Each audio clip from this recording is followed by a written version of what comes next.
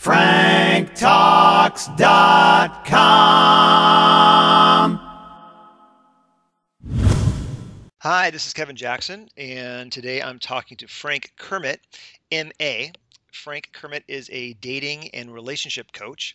He's the author of over 10 books and 19 audio lecture sets, including his autobiography From Loser to Seducer, where he talks about losing his ex-fiancée to his then best friend and getting her back 7 years later and finding personal relationship redemption. He is also a certified trauma counselor, certified hypnotherapist, and media personality as the relationship columnist for the Montreal Suburban Newspaper Online Magazine and a regular contributor on Dr. Lori Petito's Passion Radio program. He's also the official coach at the Absolute Bachelor Club matchmaking agency, and his website is franktalks.com. Frank, I want to thank you for talking to me today. And I thought the first question or topic we dive into is this sort of your background story about losing your fiance to your best friend and everything that happened and that you learned through that experience. Can you talk about that a little bit? Sure. First of all, I want to say that I'm really excited to be part of this program. You do have one of the only programs out there for men who are recovering from an affair, where it was the wife having an affair.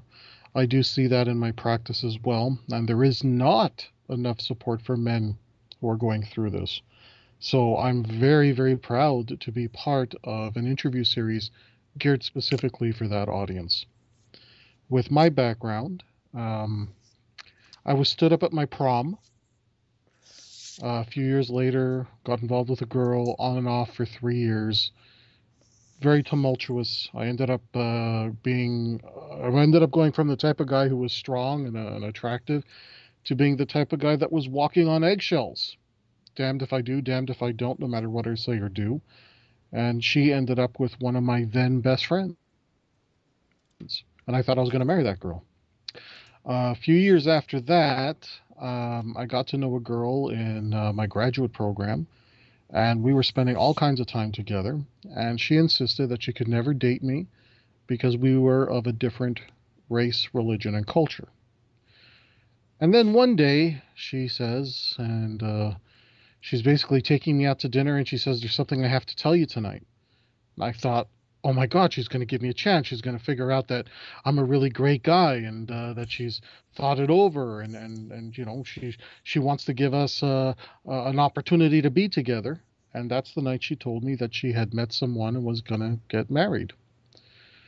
I was disappointed, but I figured, you know, she always told me we could never be together. And when I asked her for the guy's name, and I said, okay, well, you know what, I'm happy for you. And she says, "Are you sure?" I said, well, I'm disappointed that it's not me, but, you know, I'm happy that you found somebody. And when she told me the guy's name, I said, now, wait a minute. That does not sound like a name of someone that was your race, religion, and culture. And her response was, why does everybody think he has to be part of my race, religion, and culture? Which I did not react very well to. And I said, now, wait a minute. You told me the whole reason that we could never date was for that reason, but now you're telling me that you've been dating this guy for 7 months. You haven't told me about it. You're only mentioning it now that you're about to get married to the guy. You know, it's like, what did he do differently that I didn't do? And her response was, I didn't plan for it to happen. It just happened. He seduced me.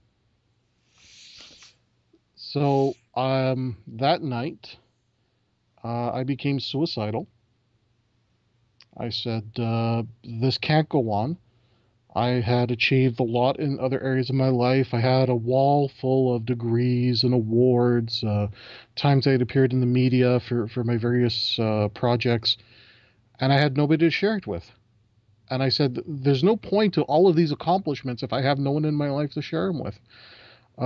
So I made a decision. I said that night I was either going to figure out how this whole thing about relationships works, or I'm going to kill myself.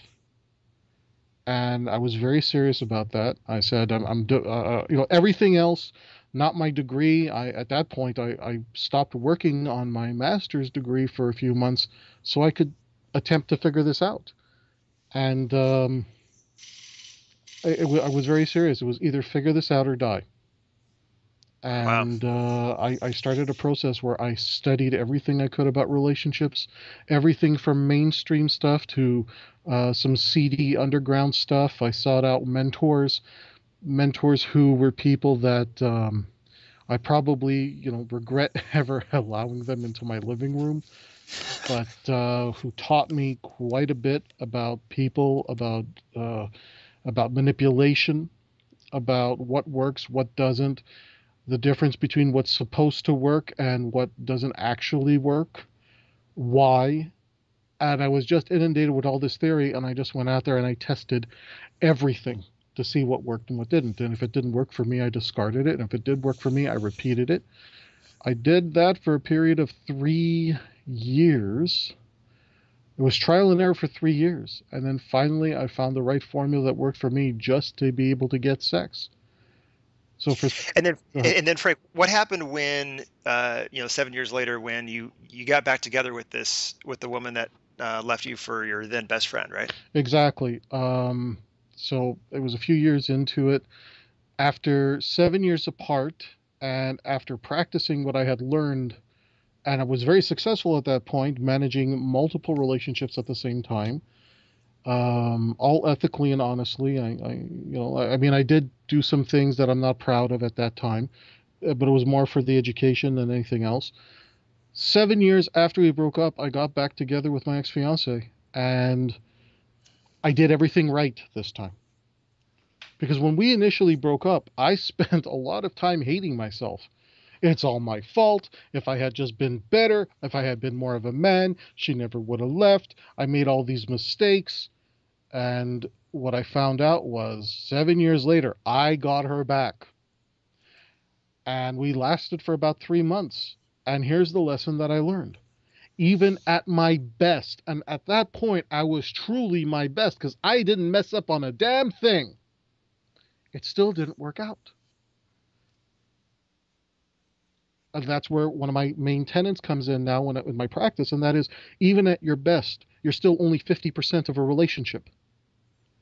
That's So right. you can be the absolute best man that you could possibly be. If you're with the wrong person, if you're with somebody who doesn't appreciate you, if you're with somebody who's making bad choices, you being your best does not compensate for being with the wrong partner.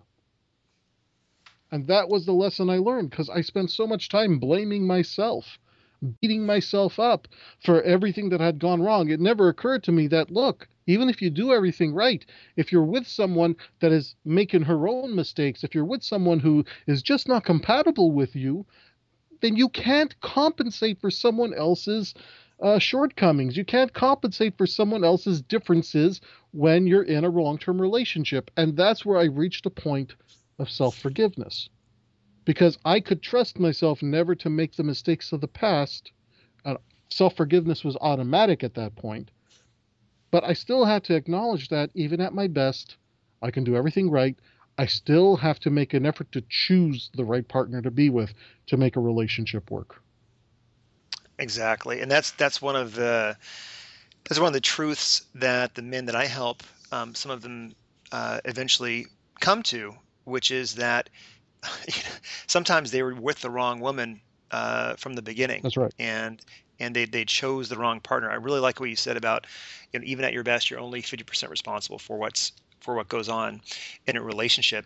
And a lot of the men that I help, they have that same experience where they, when if their partner cheats on them, then their self-esteem goes right down the toilet. They start hating themselves, blaming themselves for not being adequate as a man, not being enough of a man to keep this woman from straying. So all those that sort of negative self-talk is really common, and it's important to be able to get over it and to take responsibility for what you are responsible for, but don't take responsibility for what you're not responsible for. And that's where that is often, in my opinion, the distinction between when you're beating yourself up for something versus when you take a healthy responsibility for what you should.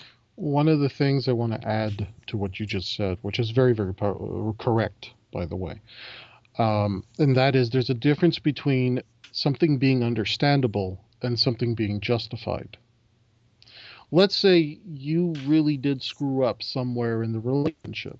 Let's say you fell short in some area. That makes her affair understandable.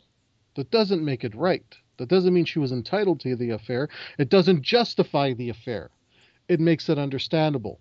And as soon as you understand that difference, you can understand what I say when I tell you, yeah, you did make a mistake, you did screw up, but there were other ways to handle that situation, and affair didn't have to be one of them. The Monogamy Map. Remember to sign up for the Monogamy Map newsletter and get weekly tips about navigating the journey of setting up and creating successful monogamy for two. Sign up at franktalks.com now. franktalks.com. From Loser to Seducer is the story of Frank B. Kermit. This book marks the triumph of a nice guy over most of his inner demons. This includes going from being a loser to managing 5 lovers at the same time, his first Valentine's date with 2 women at the same time, and getting back the one that got away. Want to learn how you can change your life? Buy this book at franktalks.com.